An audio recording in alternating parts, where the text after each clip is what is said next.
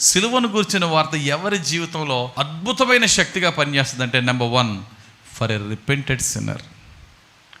మారు మనసు పొందిన పాపి విషయంలో అండి సిలువను గురించిన వార్త అత్యున్నతమైన బ్లెస్సింగ్, గొప్ప పవర్ఫుల్. దానికి ఉదాహరణ ఎవరండి? ఇందాక సౌలు గురించి చెప్పాను. అదే సౌలు పౌలైనప్పుడు అండి ఈ సిలువను గురించిన వార్త గురించి ఎంత అతిశయించాడు తెలుసా? సౌలుగా ఉన్నప్పుడు తన యొక్క అతిశయాలు చెప్పుకున్నాడు. సౌలుగా ఉన్నప్పుడు అతడు దేన్ని బట్టి అతిశయించాడట? నాలాంటి రోమన్ సిటిజన్షిప్, రోమన్ పాస్పోర్ట్ ఎవడకుందో మీలో? నాలాంటి తార్సు పట్టడానికి సిటిజన్ అయిన భాగ్యం మీలో ఎవరికుంది? నాలాంటి స్కాలర్ మీలో ఎవరున్నారు? నాలాగా గమాలియేలు ప్రొఫెసర్ దగ్గర ట్రైనింగ్ అయినవాడు ఎవడున్నాడు? నాలాగా ధర్మశాస్త్రములో అత్యున్నతమైన పాండిత్యం కలిగిన వాడు ఎవడున్నాడు?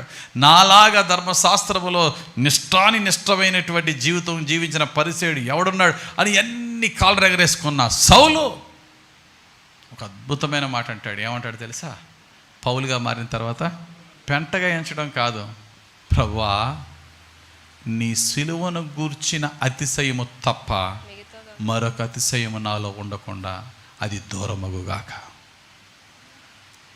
నాకు that's the favourite verse, one of the favourite verses to me in the Bible, book of Galatians, గలతీయులకు రాసిన పత్రిక 6వ అధ్యాయం 14వ వచనం. అయితే మన ప్రభువైన యేసుక్రీస్తు సిలువయందు తప్ప, మన ప్రభువైన యేసుక్రీస్తు యొక్క సిలువయందు తప్ప మరి దేని యందును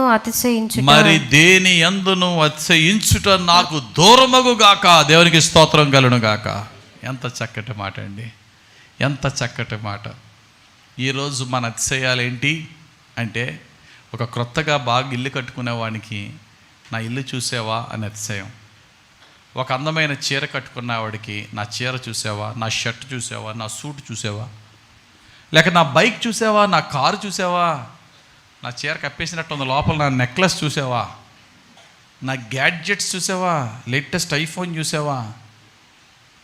ఎందుకంటే అన్ని లక్షలు పెట్టి కొనుక్కుంటున్నప్పుడు ప్రజలు ఎవరన్నా చూసి హే కొన్నావా అంటే ఎంత ఆనందంగా ఉంటుందో మనసులో. అలా పట్టించుకోవట్లేదు ఇంకెవరో. ఈడే ఇంకా ఎక్స్పోజ్ అయిపోతాడు, చూసావా అంటాడు. అలా అడగకుండానే బాగుందంటే బాగుంటుంది. ఇవన్నీ అతిశయాలు పౌలు భక్తుడు ఏమన్నాడు తెలుసా? నీ సిలువను గూర్చిన అతిశయము తప్ప ఇంకొక అతిశయం నాలో ఉండకూడదయా.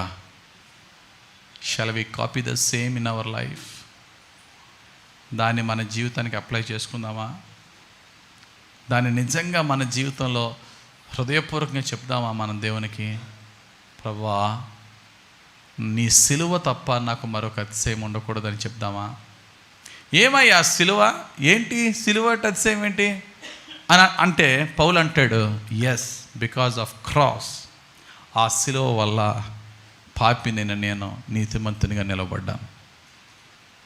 ఆ సిలువ వల్ల హింసకుడిని, దోషకుడిని, హానికరుడిని, సంఘాన్ని కూల్చిన వాడిని నేను సంఘాన్ని కట్టేవాడిగా అయ్యాను.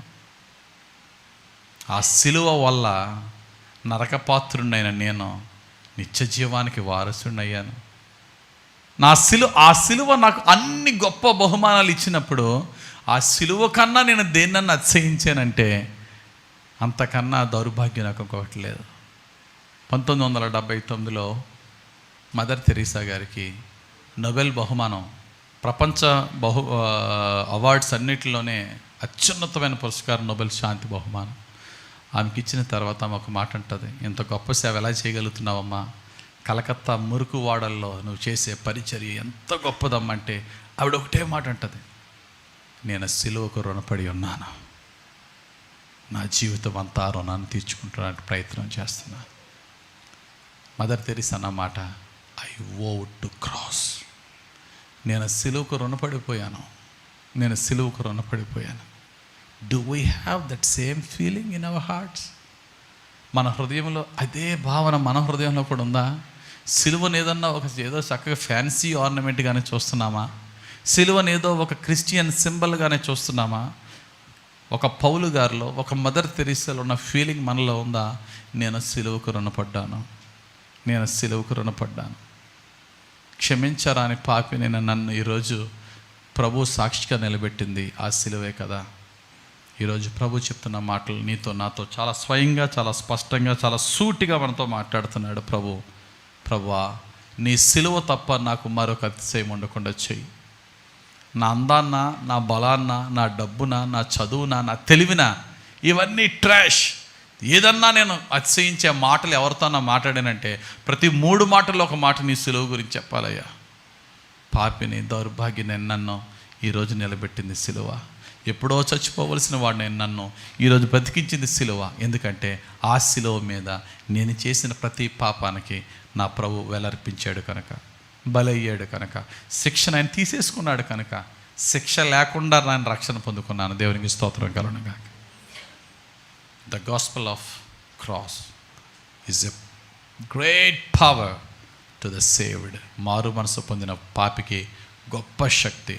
ఆమేన్. మహిమగల మా తండ్రి, ఈరోజు మీరు ఇచ్చిన ఈ వాక్యం బట్టి వందనాలు. సిలువను గురించిన వార్త అనేకుల జీవితంలో వ్యర్థమైపోతుంది, వెర్రితనం అవుతుంది. ఈ పరిశుద్ధాత్మతో రోషము కలిగిన నీ యొక్క కుమారులుగా, కుమార్తెగా, సేవకులుగా, సేవకురాంటగా మమ్మల్ని తీర్చిదిద్ది ఈ వాక్యము మా జీవితంలో దీవెనకరంగా ఫలింపచేసి నెరవేర్చమని యేసు పుణ్యనామములో ప్రార్థించి వేడుకొనుచున్నాము మా పరమ తండ్రి. ఆమేన్.